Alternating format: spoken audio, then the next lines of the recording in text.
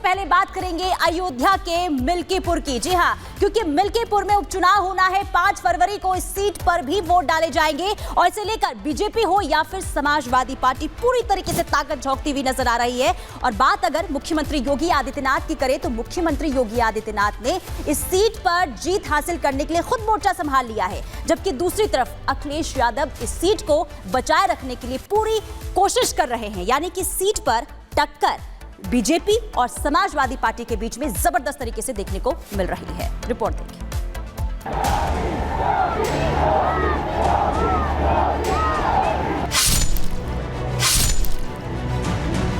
मोइन खान और नवाब सिंह यादव जैसे दुष्कर्मियों को गले लगाने का काम करती है। जिससे सनातन धर्म का गौरव बढ़ता हो, उससे समाजवादी पार्टी को पीड़ा होती है।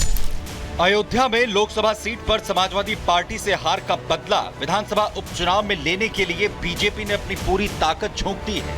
मिल्कीपुर में उत्तर प्रदेश के सीएम जनसभा के साथ रोड शो कर रहे हैं, तो वहीं समाजवादी पार्टी पर तीखा प्रहार भी कर रहे हैं। योगी के तर्कश के कई ऐसे तीर हैं जो अखिलेश यादव और उनकी पार्टी को भेद रहे हैं। आप देख रहे होंगे समाजवादी पार्टी के अध्यक्ष के पिछले 2 महीनों के ट्वीट पर आप देखिए, इस सदी के सबसे बड़े आध्यात्मिक और सांस्कृतिक आयोजन महाकुंभ प्रयागराज का विरोध करते हुए इनके ट्वीट सारे के सारे आए हैं। भारतीय जनता पार्टी पिछले 3 चुनाव से मिल्कीपुर हार रही है, लेकिन इस बार वो हर हाल में जीत हासिल करने के लिए रणनीति बना रही है। एक तरफ सपा सांसद ने अयोध्या में गैंगरेप की शिकार युवती की हत्या पर आंसू बहाए, तो सीएम योगी ने उसे नौटंकी करार देने में देर नहीं लगाई। हमें जाने दो दिल्ली, लोकसभा में मोदी के सामने हम बात रखेंगे। न्याय न मिला तो हम इस्तीफा दे देंगे, लोकसभा से हम इस्तीफा दे देंगे। अयोध्या में भी कल एक बेटी के साथ घटना घटित हुई है, जहां जब निचले स्तर पर जाएगी, जो नौटंकी आज इनका सांसद कर रहा है, याद करना उसमें भी कोई ना कोई समाजवादी पार्टी का दरिंदा शामिल जरूर होगा।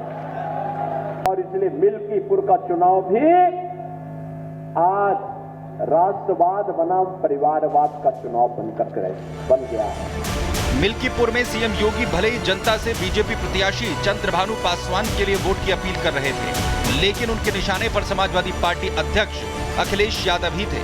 भारत विरोधी तत्वों को गले लगाती है, माफिया को गले लगाती है। मोइन खान और नवाब सिंह यादव जैसे दुष्कर्मियों को गले लगाने का काम करती है।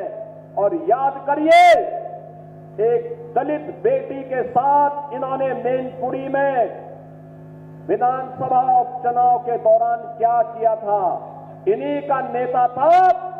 उस दरिंदे ने क्या घटना की थी, उस बेटी का गला घोंट करके उसकी हत्या कर दी थी। कुल मिलाकर योगी और अखिलेश दोनों के लिए मिल्कीपुर सम्मान की लड़ाई बन गई है। मिल्कीपुर की जीत आगे की लड़ाई के लिए बेहद अहम बनी हुई है, और यही वजह है कि बीजेपी हो या सपा, दोनों पार्टियां इस सीट पर जीत सुनिश्चित करना चाहती हैं। Bureau report, Republic Bharat.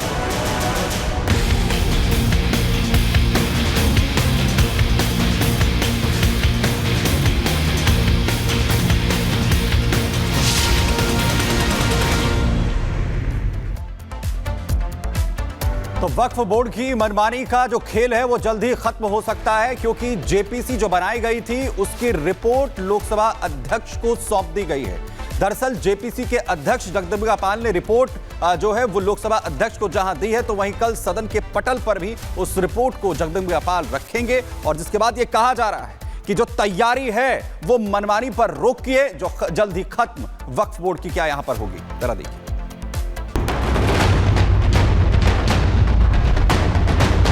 I want to know, मैं ये जानना चाहता हूं फिर हिंदुस्तान में वक्फ बोर्ड क्या कर रहा है। जो जमीन खाली दिखती है उस पर अपना दावा करने वाला वक्फ बोर्ड, उसके दी एंड का अब वक्त नजदीक आ गया है। वक्फ के कब्जाधारियों का गेम खत्म होने वाला है। कल संसद के बजट सत्र के साथ, क्योंकि जेपीसी ने अपनी file report Lok Sabha speaker Om Birla को सौंप दी है, सोमवार को इसे संसद में रखा जाएगा। ज्वाइंट पार्लियामेंट्री कमेटी यानी कि जेपीसी के अध्यक्ष जगदम्बिका पाल इस रिपोर्ट को लोकसभा के पटल पर रखेंगे। जेपीसी की ये रिपोर्ट हिंदी और अंग्रेजी भाषा में लोकसभा में पेश की जाएगी। संयुक्त समिति के सामने दिए गए सबूतों का रिकॉर्ड भी सदन के पटल पर रखा जाएगा। आपको बता दें कि जेपीसी ने वक्फ विधेयक 1995 के 14 क्लॉज और सेक्शन में 25 संशोधनों के साथ नए ड्राफ्ट को मंजूरी दी है। जो सरकार का एक प्रपोज अमेंडमेंट है लाने का कि जिससे एक बेहतरी हो, जो वक्फ प्रॉपर्टी होती है उसका फ़ायदा गरीब, पसमानदा, ख़वातीन, आम मुस्लिम्स को मिल सके, उनके एजुकेशन के लिए, उनके हेल्थ के लिए, तो उस दिशा में हम काम कर रहे हैं। 34 बैठकें 107 घंटे चर्चा करने के बाद जेपीसी के सदस्यों ने फाइल रिपोर्ट तैयार की है, लेकिन बावजूद इसके विपक्षी सांसद रिपोर्ट से खुश नहीं। जेपीसी की आखिरी बैठक जब 27 जनवरी को हुई थी, तब जेपीसी की बैठक में भारी बवाल देखने को मिला था और बहुत उम्मीद है कि सोमवार को जब जेपीसी की रिपोर्ट सदन के पटल पर रखी जाएगी, तब भी हंगामा जोरदार होगा। लेकिन सवाल यही है कि आखिर वक्फ के सुधार से डर क्यों है? क्या वक्फ बोर्ड को लगता है कि बिल पास होते ही वक्फ की 90% संपत्ति उसके हाथ से निकल जाएगी? क्योंकि ओवैसी खुद कह चुके हैं कि वक्फ की 90% जमीन के कागज नहीं है। वक्फ बिल में सुधार से एक डर की वजह ये भी हो सकती है कि देश भर की विवादित मस्जिदों का सर्वे होगा और शायद वक्फ को यही डर होगा कि ये मस्जिदें उसके हाथ से निकल जाएंगी। वक्फ के डर की एक वजह ये भी हो सकती है कि वक्फ के पास अभी सेना और रेलवे के बाद सबसे ज्यादा संपत्तियां हैं, जिसमें से ज्यादातर संपत्ति सरकारी है, तो डर होगा कि ये जमीनें कहीं उससे छीन ना ली जाए। पारा गर्म है, लेकिन तय है कि लोकसभा के बजट सत्र में वक्फ संशोधन बिल जरूर पेश होगा और वक्फ की मनमानी भी रुकेगी। Bureau report, Republic Bharat.